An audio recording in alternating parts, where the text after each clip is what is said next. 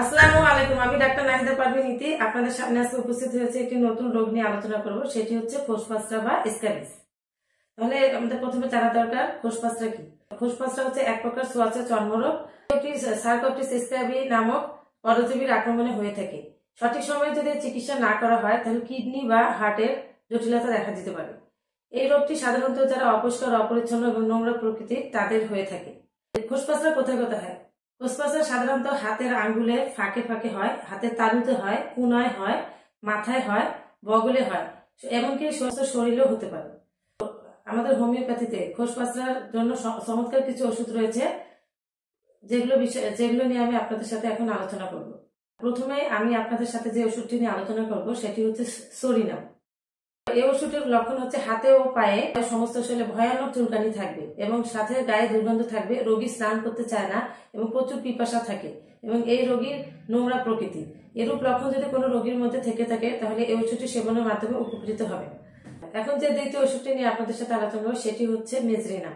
এই ওষুধটির লক্ষণ হচ্ছে হাতে পায়ে এবং সমস্ত শরীরে খোসপাঁচড়া হবে এবং এগুলোর ভিতরে হলুদ বর্ণের পুঁজ থাকবে এবং সাথে অত্যন্ত চুলকানি থাকবে এবং বিছানার গরমে চুলকানি বাড়ে। মেজরিনামের রোগী শীতকাতর, কিন্তু বিছানায় গেলে এর রোগ বৃদ্ধি পায়। এরূপ লক্ষণ যদি কোনো রোগীর মধ্যে থেকে থাকে তাহলে অবশ্যই মেজরিনাম ওষুধটি সেবনের মাধ্যমে উপকৃত হবে। খোসপাঁচড়া সম্পর্কে আমি এখন আপনাদের সাথে যে ওষুধটি নিয়ে আলোচনা করব সেটি হচ্ছে মার্কসল। এই ওষুধটির লক্ষণ হচ্ছে রাতে বৃদ্ধি পায় এবং বিছানার গরমে আরো বৃদ্ধি পায় এবং রোগীর মুখ দিয়ে লালা ঝরে এবং লালা প্রচুর দুর্গন্ধ থাকে এবং কখনো কখনো মুখ ভর্তি লালা জমা থাকে এবং এই রোগী প্রচুর পিপাসা থাকে এবং ঘর্ম থাকে। এবং মার্কসলের আরেকটা অন্যতম লক্ষণ হচ্ছে রোগী ডান পাশে চেপে শুতে পারে না। এরূপ লক্ষণ যদি কোনো রোগীর মধ্যে থেকে থাকে তিনি অবশ্যই মার্কসল ওষুধটি সেবনের মাধ্যমে উপকৃত হবেন। খোসপাঁচড়ার আরেকটি অন্যতম গুরুত্বপূর্ণ ওষুধ হচ্ছে সালফার। এই ওষুধটির প্রথম লক্ষণ হচ্ছে রোগী অপরিষ্কার, অপরিচ্ছন্ন এবং নোংরা প্রকৃতি এবং গোসল করতে চায় না, গরম কাতর। এই রোগী চুলকানি এতই বেশি ভয়ানক যে চুলকাতে খুবই ভালো লাগে, কিন্তু চুলকানোর পরে জ্বালা ও যন্ত্রণা শুরু হয়। সালফার রোগীর আরেকটা অন্যতম বৈশিষ্ট্য হচ্ছে এই রোগী কোলকুচক, হাঁটা চলার সময় সে সামনের দিকে ঝুঁকে হাঁটে। সালফারের আরেকটা অন্যতম বৈশিষ্ট্য হচ্ছে এর হাতে পায়ে মাথায় প্রচন্ড জ্বালা পোড়া থাকবে। এরূপ লক্ষণ যদি কোনো রোগীর মধ্যে থেকে থাকে অবশ্যই সালফার ওষুধটি সেবনের মাধ্যমে উপকৃত হবে। খোসপাঁচড়ার আরেকটা অন্যতম ওষুধ হচ্ছে আর্সেনিক।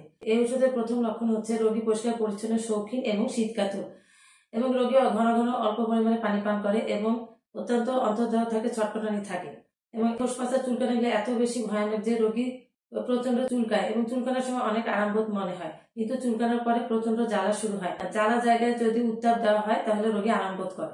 এরূপ লক্ষণ যদি কোনো রোগীর মধ্যে থেকে থাকে তিনি অবশ্যই আর্সেনিক ওষুধটি সেবনের মাধ্যমে উপকৃত হবেন। খোসপাঁচড়ার অন্যতম একটি ওষুধ হচ্ছে হিপারসাল। এই রোগী স্পর্শকাতর ও শীতকাতর এবং এই রোগীর চুলকানির উদ্ভিদগুলো হাত ও পায়ের আঙ্গুলের ফাঁকে ফাঁকে হয়ে থাকে এবং তাতে পুঁজ পূর্ণ থাকে এবং ব্যথা, সাথে টনটনি ব্যথা থাকে। ব্যথা এত থাকে যে রোগী তাতে স্পর্শ করতে দেয় না, এমনকি হাতও লাগাতে দেয় না। এরূপ লক্ষণ যদি কোনো রোগীর মধ্যে থেকে থাকে তিনি অবশ্যই হিপারসাল ওষুধটি সেবনের মাধ্যমে উপকৃত হবেন।